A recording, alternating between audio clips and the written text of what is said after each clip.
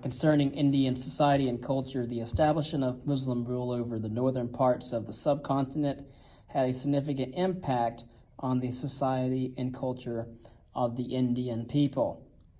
Religion in India, like their counterparts in other areas that came under Islamic rule, some Muslim rulers in India were relatively tolerant of other faiths and used peaceful means, if any, to encourage the non-believers to convert to Islam. Even the more enlightened, however, could be fierce when their religious zeal was aroused.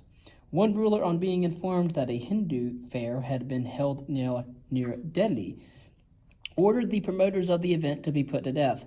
Hindu temples were razed and mosques were erected in their place.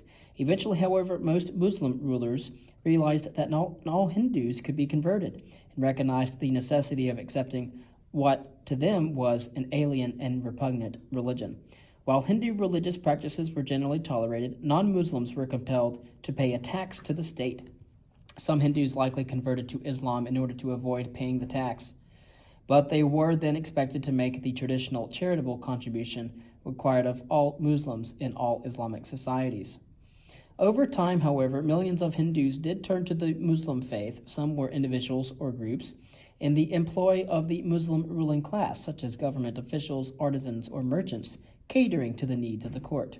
But many others were probably peasants from the Sudra class, or even untouchables, who found in the egalitarian message of Islam a way of removing the stigma of the low-class status in the Hindu social hierarchical system.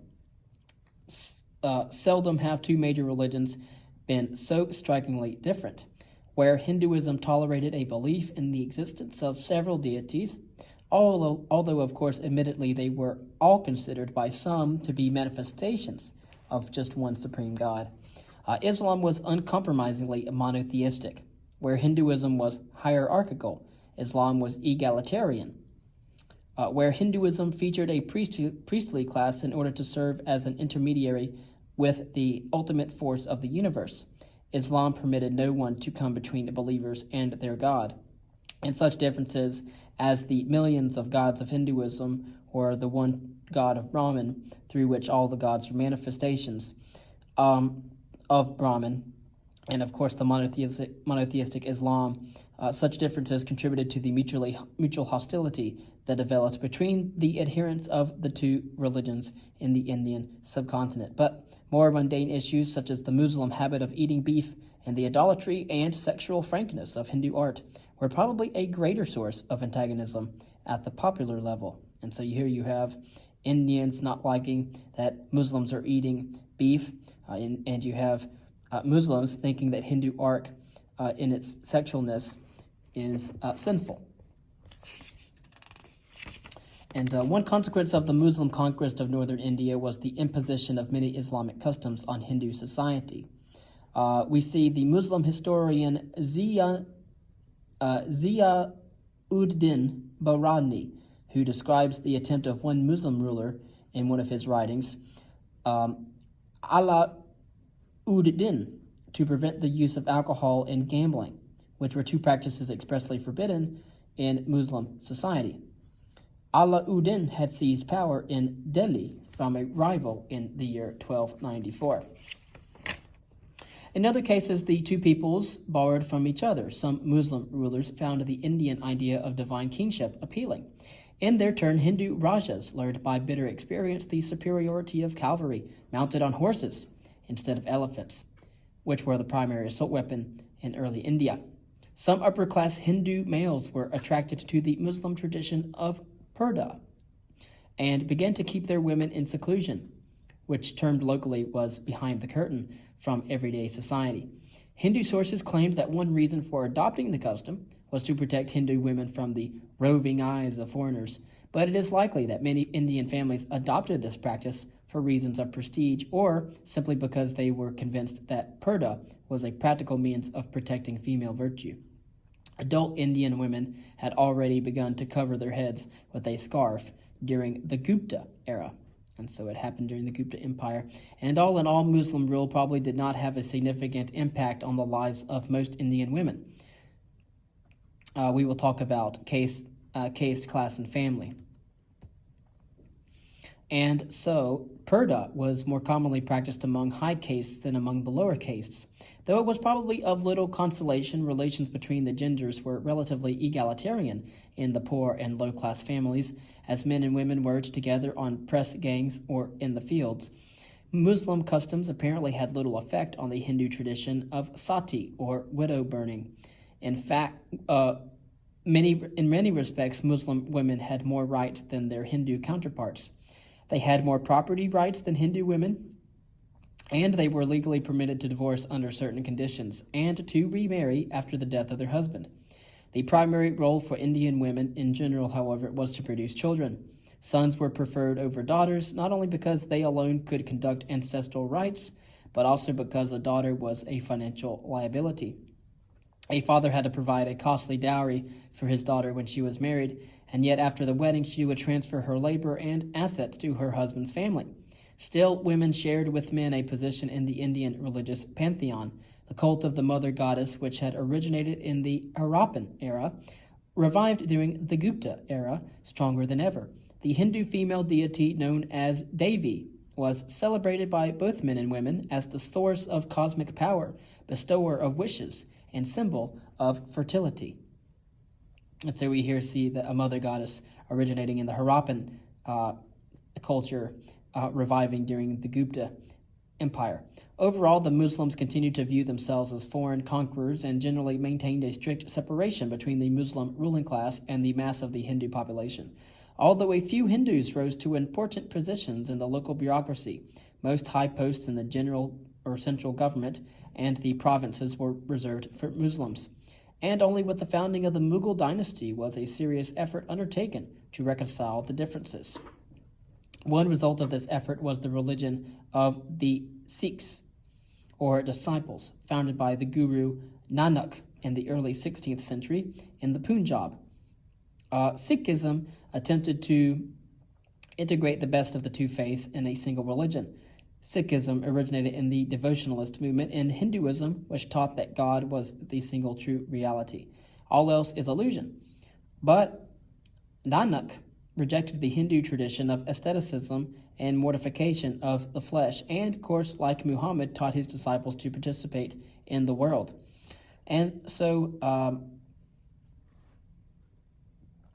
Sikhism achieved considerable popularity in northwestern India, where Islam and Hinduism confronted each other directly, and eventually evolved into a militant faith that fiercely protected its adherents against its two larger rivals. In the end, it did not reconcile Hinduism and Islam, but it did provide an alternative to them. And so we will talk a little bit about caste, class, and family. Why have men and women played such different roles throughout human history? Why have some societies historically adopted the nuclear family while others preferred the joint family or the clan? Such questions are controversial and often subject to vigorous debate, yet they are crucial to our understanding of the human experience. As we know, the first human beings practiced hunting and foraging, living in small bands composed of one or more lineage groups and moving from place to place in search of sustenance.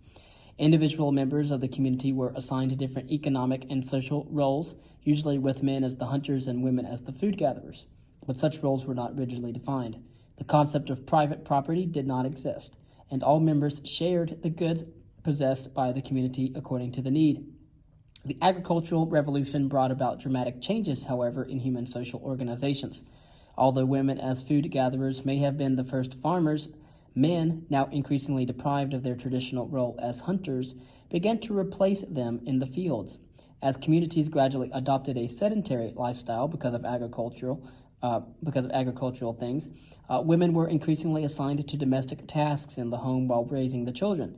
As farming communities grew in size and prosperity, vocational specialization and the concept of private property appeared, leading to the family as a legal entity and the emergence of a class system composed of elites, commoners, and slaves. Women were deemed inferior to men and placed in a subordinate status. And of course, we have this throughout many cultures.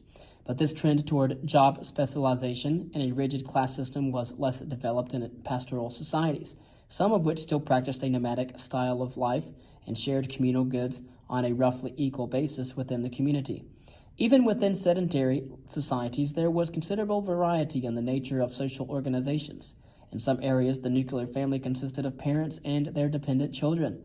Other societies, however, adopted either in theory or in practice the idea of the joint family, or ideally consisting of 3 generations of a family living under one single house, and sometimes even going a step further, linking several families under the larger grouping of the caste or the clan.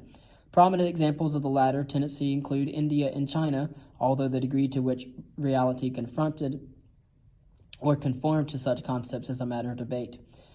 Such large-scale organizations of social order, where they occurred, often established a rigid hierarchy of status within the community, including the subordination of women. And at the same time, they sometimes played a useful role in society, providing a safety net or a ladder of upward mobility for disadvantaged members of the group, as well as a source of stability in societies where legitimate and effective authority at the central level was lacking. And so we might ask the question, what were some of the unique aspects of community and family life in traditional India?